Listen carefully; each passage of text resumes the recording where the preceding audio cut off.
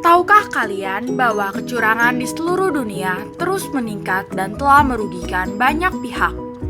Menurut data dari Global Fraud Survey tahun 2016, kerugian yang disebabkan karena kecurangan seperti manipulasi laporan keuangan, penyalahgunaan aset, dan korupsi telah mencapai 6,3 miliar US dollar. Hal ini disebabkan karena bergesernya transaksi konvensional menjadi transaksi digital, di mana data-data yang dihasilkan menjadi lebih kompleks. Indonesia sendiri tentunya tidak luput dari masalah ini. Misalnya, kasus yang menimpa salah satu perusahaan farmasi pada tahun 2002, di mana dilakukan falsifikasi data dan pembuatan akun fiktif.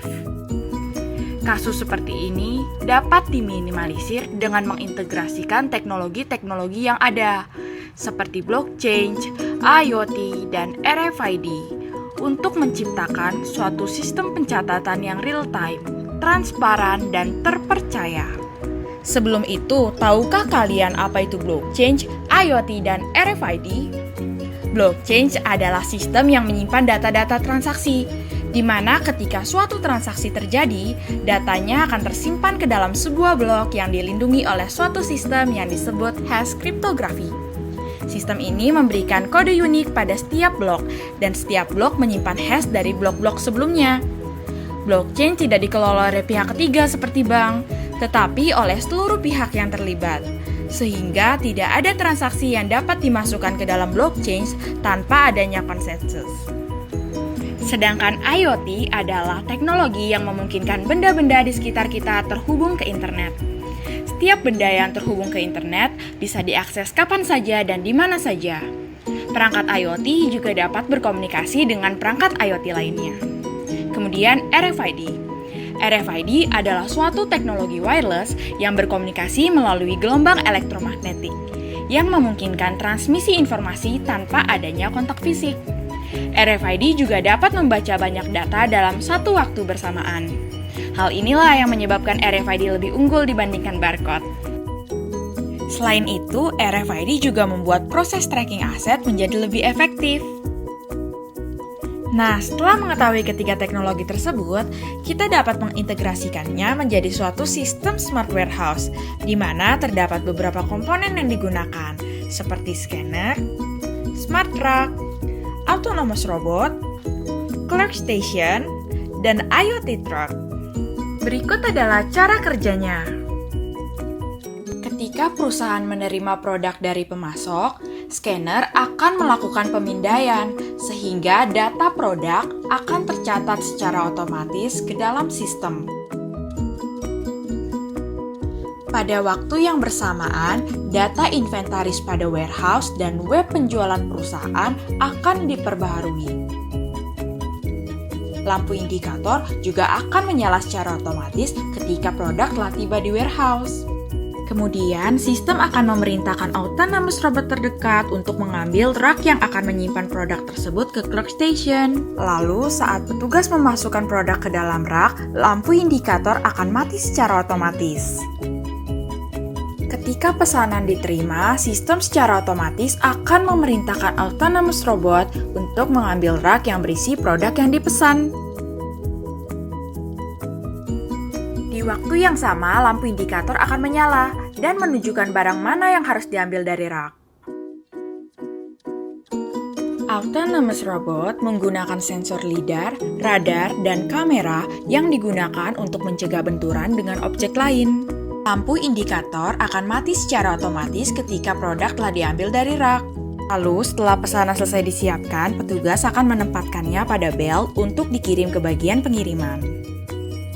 Sebelum dikirimkan ke pelanggan, produk akan dipindai sekali lagi dan datanya akan tercatat secara otomatis ke dalam sistem.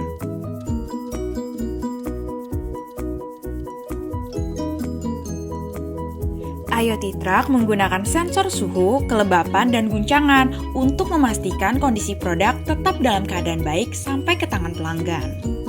Pelanggan juga dapat mengecek kondisi produk secara real-time, serta mengajukan penggantian jika ada kerusakan pada produk saat perjalanan. IoT truck juga menggunakan sistem GPS, sehingga baik perusahaan maupun pelanggan dapat melacak posisi produk secara real-time. Blockchain dapat melacak pergerakan produk mulai dari pemasok sampai ke tangan pelanggan. Semua pihak yang terlibat dalam proses diizinkan untuk memiliki salinan dari setiap catatan atas transaksi yang ada. Tidak ada transaksi yang dapat dimasukkan dalam blockchain tanpa adanya konsensus dari para partisipan. Artinya, tidak ada seorang pun yang dapat menambahkan atau mengubah blockchain tanpa secara permanen tercatat ke dalam sistem. Tidak ada seorang pun juga yang dapat menghapus catatan yang sudah tersimpan ke dalam blockchain, bahkan seorang sistem administrator sekalipun. Hal inilah yang menyebabkan blockchain sistem yang imutabilitas dan aman, sehingga dapat mengeliminasi resiko kecurangan dan error. Ada beberapa manfaat dari penerapan teknologi tersebut. Dari sisi pelanggan, manfaat yang diterima adalah berupa sistem pelacakan produk yang real-time, pengiriman yang tepat waktu, transaksi yang transparan, serta kualitas produk yang terjamin. Ada pula manfaat yang diterima oleh perusahaan, seperti pemanfaatan tempat dan sumber daya manusia yang lebih efektif, meningkatkan kenyamanan dan keamanan di tempat kerja, meningkatkan produktivitas, hemat energi, serta meminimalisir adanya human error.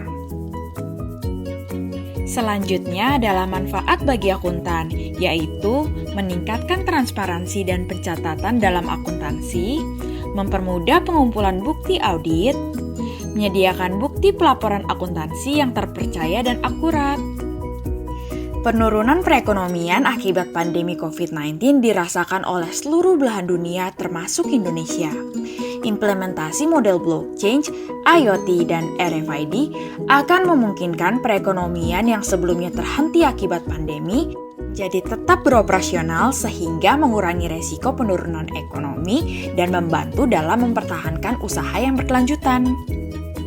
Bagi pemangku kepentingan perusahaan, hal ini akan membantu mereka untuk mencapai tujuan perusahaan, yaitu memaksimalkan kemakmuran pemegang saham.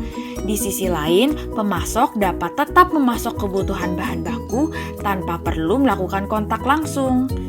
Selain itu, pelanggan juga akan mendapatkan produk yang dibutuhkan tepat waktu dan dengan kualitas yang terjamin. Kepercayaan pelanggan akan keamanan produk yang terbebas dari virus COVID-19 juga akan lebih tinggi. Lalu, apakah di masa depan posisi akuntan akan digantikan oleh robot? Jawabannya tentu saja tidak, karena teknologi akan menciptakan peluang baru bagi akuntan, yaitu peluang untuk lebih fokus pada proses pengambilan keputusan strategi perusahaan untuk usaha yang berkelanjutan. Selain itu, ada pula solusi untuk para akuntan agar dapat bertahan di era industri 4.0, yaitu dengan membangun pengetahuan akuntansi ke arah yang lebih profesional, baik dengan mengambil pendidikan akuntansi lanjutan atau sertifikasi profesional. Kemudian mengembangkan soft skill, misalnya leadership dan communication skill. Lalu meningkatkan pemahaman tentang data analysis. Dan yang terakhir adalah terus mengikuti perkembangan teknologi dan ilmu pengetahuan yang ada, sehingga dapat beradaptasi di era industri yang terus berkembang ini. Tetap ingat kami dari kata spirit. Solve the problem of fraud in industry with the reason of integrated technology. And don't forget to like, comment, and subscribe. Thank you!